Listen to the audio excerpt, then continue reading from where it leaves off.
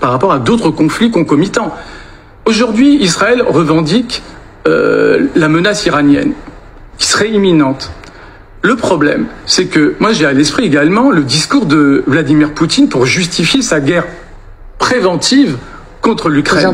Oui, en effet, parce qu'on parle beaucoup de guerre préventive. Il y a un autre concept aussi dans le droit international qui s'appelle la guerre préemptive, en fait. C'est quand il y a un danger imminent, un État qui juge que ce danger vise à le détruire ou bien qu'il y a une attaque vraiment imminente contre son territoire et son peuple, a le droit d'effectuer une action militaire en attendant que la communauté internationale ou bien l'ONU puisse prendre des mesures contre ce danger-là. Et donc, il y a une différence entre guerre préventive et guerre préemptive. Alors la guerre préemptive, c'est un concept qui a été introduit en 2002 à la veille de la guerre en Irak. Bon, ce n'est pas parce que la guerre en Irak elle est critiquable que ce concept-là n'existe pas. La guerre préemptive. Il a été validé au droit international ce concept. Ce concept, oui. Ah bon? La guerre donc préemptive. Il y a eu un mandat du Conseil de sécurité autorisant l'intervention américaine en Irak en 2003. Non, ce n'est pas ça. Ce n'est pas ça. Mais il y a une nuance entre guerre préventive et guerre préemptive. Alors pour aller plus par rapport à d'autres conflits concomitants.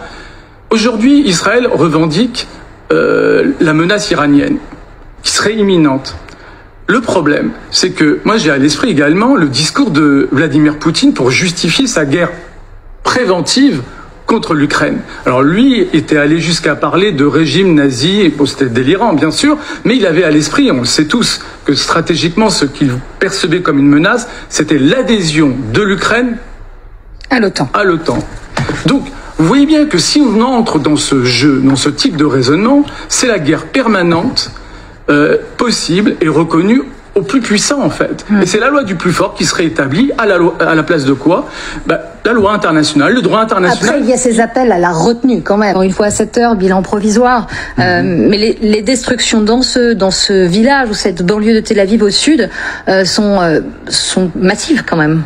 Oui, surtout si c'est ciblé, si les bâtiments civils en question et les résidences civiles en question ont été ciblés, ça relèverait de crimes de guerre.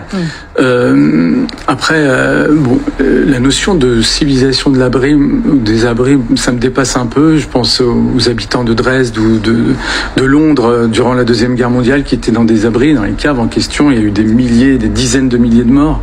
Donc je ne pense pas que ça soit une question de civilisation. Par contre, effectivement... La comparaison ne tient pas. Après, c'est peut-être les expressions aussi ne tiennent pas. De la fabrication, je sais pas ce que ça veut dire. De la fabrication. La culture de l'abri, en fait. De l'abri. Oui, culture de l'abri, si je vous laisse avec vos expressions, moi ça me dépasse. En tous les cas, tant mieux. La conclusion, c'est tant mieux s'il y a peu de morts civiles. Oui, et on a eu d'ailleurs des témoins en direct sur notre antenne qui étaient dans leur abri, on les a vus dans nos reportages. Effectivement, alors malheureusement, vous avez à quelques kilomètres des Palestiniens de Gaza qui, eux, n'ont pas les moyens d'avoir des abris face aux bombardements quotidiens israéliens. On est à plus de 50 000 morts, et pour le coup, ils sont manifestement ciblés, et c'est constitutif. Donc c'est un message direct à Khamenei. Si j'étais Khamenei, c'est comme ça que je le prendrais. Et qu'est-ce qu'il attend de lui? De ne pas tirer sur nos civils, de ne pas toucher nos civils, de ne pas tirer massivement comme il le fait jusqu'à présent sur nos civils. Donc de ne pas riposter à vos frappes.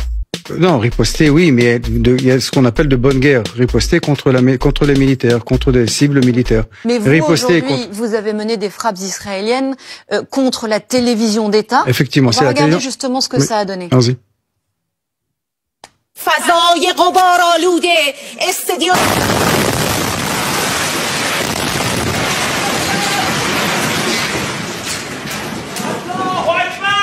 Donc vous ne voulez pas qu'ils visent vos civils, mais vous visez des journalistes. Non, c'est une télévision d'État, madame. Vous savez que dans chaque... quand il y a une guerre, c'est la seule organisation. Donc c'est un glissement et je suis étonné que l'on continue à donner ce permis dérogatoire. Sur les 193 États membres des Nations Unies, il y a un État qui a le droit, qui a le permis de tuer. Et ça, effectivement, ça n'a pas été dit par le président de la République. Israël a l'arme nucléaire, oui ou non? Israël ne reconnaît pas le traité de non-prolifération des armes nucléaires, oui ou non? Israël se met en dehors des traités internationaux sur le nucléaire, oui ou non? Alors pourquoi est-ce qu'on ne dit rien à Israël concernant l'arme nucléaire qu'il détient, alors qu'en dehors de tout accord international, je n'accepte pas l'idée qu'aujourd'hui on déclare que Israël a le droit de se défendre alors que c'est Israël qui attaque, c'est Israël qui a l'arme nucléaire et c'est Israël qui se comporte de façon guerrière avec tous ses voisins. Enfin, Israël attaque le Liban, Israël attaque la Syrie, Israël est en train de commettre un génocide à Gaza. C'est aussi Israël qui a été attaqué le 7 octobre. D'accord, on peut pas écrire toute l'histoire à partir du 7 octobre. D'abord, le 7 octobre, ça a commencé avant. Je veux dire, le problème palestinien n'est pas le 7 octobre. Il est antérieur au 7 octobre. Et depuis le 7 octobre, ça ne donne pas le droit à Israël de se comporter comme elle se comporte. Avec tous ses voisins et avec les Palestiniens. Ils sont en train de commettre un génocide, on ne va pas l'accepter. On ne peut pas l'accepter. Nous ne sommes pas en train de devenir des rhinocéros. Moi, je ne veux pas devenir un rhinocéros. Je ne vais pas accepter de devenir quelqu'un qui soutient un régime génocidaire et qui est en train d'accepter que Israël fasse régner son ordre guerrier partout. Il ne s'agit pas d'ordre, on est dans un conflit. Aujourd'hui, c'est justifié d'aller bombarder le sud de Beyrouth. Aujourd'hui, je vous parle en termes Pardon, on va baisser d'un ton. Je suis désolée, on va baisser d'un ton, on va revenir. On ne peut pas accepter que Israël conduise la guerre partout autour d'elle. On va revenir juste sur les faits. Israël, attendez, n'a pas respecté le traité de 1968 et l'AIEA lui a jamais demandé de compte. Israël est doté de l'arme atomique et elle active son programme de production de missiles. Personne ne lui fait la moindre remarque. Alors qu'on sait par parenthèse que le seul pays qui a utilisé l'arme atomique dans l'histoire était une démocratie. Alors c'est assez curieux et moi ça me fait peur parce que quel est le grand problème du Moyen-Orient aujourd'hui? Je termine là-dessus. C'est un usage immodéré et non sanctionné de la force par Israël. On en est officiellement à 55 000 morts en Israël et il n'y a pas l'ombre d'une sanction. Alors qu'on est au 17e paquet de sanctions pour la Russie, que l'Iran est complètement étranglé, la société iranienne est complètement étranglée par les sanctions. Des poursuites de la Cour pénale internationale tout de même. Et oui, d'accord, mais on nous explique que de toute façon, on n'en tiendra pas compte. Donc, effectivement, on est dans une logique d'impunité, et c'est ça qui est dangereux, parce que ce qu'on oublie de dire sur l'attaque de la nuit dernière sur l'Iran, c'est que elle a changé de nature. C'est plus comme l'ancienne attaque qui était purement technique. Là, elle a visé le civil. Elle a visé la population civile. Il y a 80 morts, 80 victimes de... tout comme au Liban, quand on a cherché à atteindre une personnalité, il y a des... Donc c'est un glissement, et je suis étonné que l'on continue à donner ce permis dérogatoire. Sur les 193 États membres des Nations Unies, il y a un État qui a le droit, qui a le permis de tuer. Et ça, effectivement, ça n'a pas été dit par le président de la République. Vous avez implicitement un changement de la doctrine française dans le communiqué du président aujourd'hui. Alors, il faudra qu'il le confirme, parce que je suis pas sûr que ça a été voulu. Que dit le communiqué? Israël a le droit de se défendre, et etc., etc. C'est très intéressant. Israël n'a pas été attaqué. Et donc, vous voyez que, alors même que le général de Gaulle en 67 fixe la doctrine française en disant le premier qui attaque, je ne peux pas le soutenir. Donc Israël attaque et le général dit je soutiens pas Israël. Là, il se passe quelque chose d'intéressant. Israël attaque en premier et le président de la République dit Israël a le droit de se défendre. Premier constat, on sait maintenant concrètement qu'Israël ne peut ni attaquer ni se défendre sans l'aide de ses alliés, notamment de l'allié américain et probablement aussi du Royaume-Uni.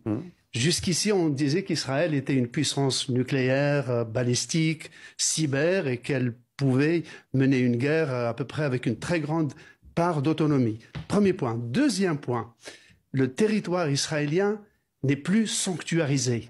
C'est-à-dire maintenant, les Iraniens ont pu toucher, y compris la Kyria, c'est-à-dire le ministère de la Défense, qui est le seul qui n'est pas à Jérusalem, il est à Tel Aviv.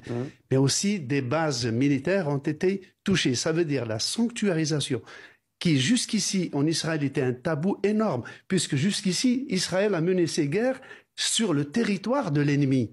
Au Liban, en Égypte, au Sinaï.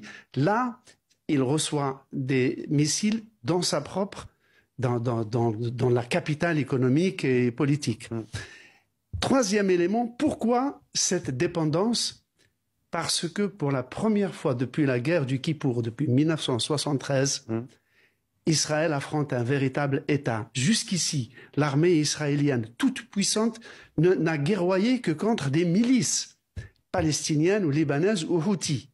Là, pour la première fois, depuis 50 ans, depuis 52 ans, Israël affronte un véritable État qui, comme le disait Guillaume Ancel, est à 1600 kilomètres de distance.